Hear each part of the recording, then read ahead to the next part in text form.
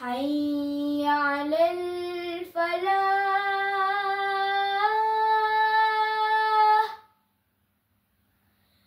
حي على الفلاح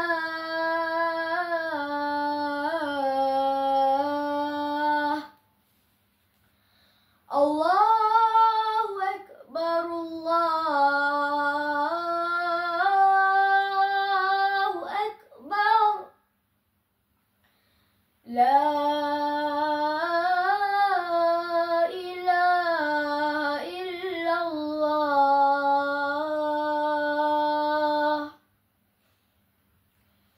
Assalamualaikum warahmatullahi wabarakatuh. Alhamdulillahirabbil alamin. Wassalatu wassalamu ala rasulil amin wa ala alihi wa sahbihi ajma'in. Bergema indah laungan azan, tajuk tazkirah menuju kejayaan. Apa khabar kawan-kawan? Sihat ke? Saya doakan semua dilindungi rahmat Allah.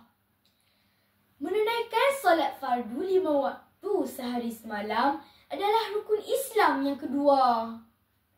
Firman Allah Subhanahu wa taala, A'udzu billahi minasy syaithanir rajim. Wa aqimus salata wa atuz zakah. Maksudnya, dan dirikanlah solat dan tunaikan zakat. Surah Al-Baqarah ayat 43 yang menjelaskan kepada kita akan kewajipan menunaikan solat fardu bagi orang-orang Islam. Namun, mengapa agaknya ya kawan-kawan, seruan menuju kejayaan ini semakin dipinggirkan? Cuba renungkan antara bermain game di telefon dan segera mendirikan solat sesudah mendengar azan, antara menonton televisyen dan segera mendirikan solat sesudah mendengar azan. Mana satu yang menjadi keutamaan? Sudah tentulah kita perlu mengutamakan solat.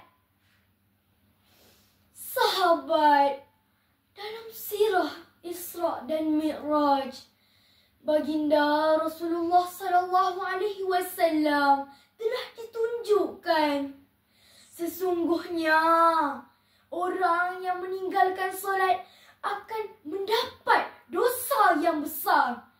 Mereka akan dimasukkan ke dalam neraka saqar dan diseksa di dalam api marak membakar.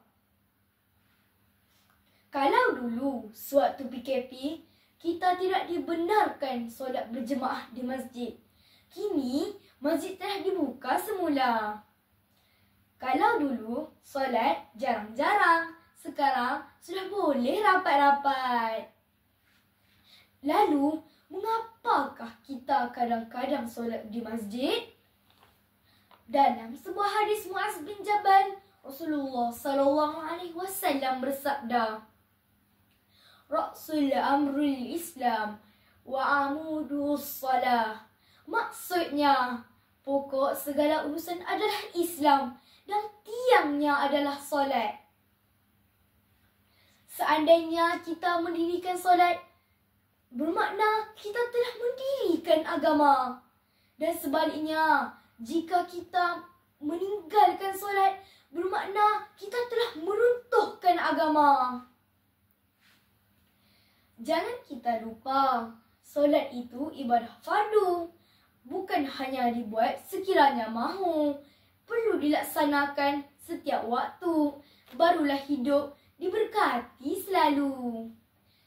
Saya tinggalkan anda semua dengan satu persoalan. Cuba kita bayangkan, apabila bangun pagi, kita menerima pesanan Perdana Menteri nak jumpa jam 10 pagi. Kita pun kelang kabut nak buat persiapan ini. Cuba bayangkan, Allah menjemput kita secara eksklusif untuk menghadapnya 5 kali sehari. Tetapi, masih ada yang tidak peduli dan sombongkan diri. Renungkanlah. Oleh itu, kawan-kawan, kewajipan menunaikan solat fardu 5 waktu sehari semalam adalah kejayaan di dunia dan di akhirat. Lebih-lebih lagi di dalam zaman yang penuh cabaran ini. Mari kita tunaikan solat sehari semalam 5 waktu. Nabi kita, Nabi Muhammad, Tuhan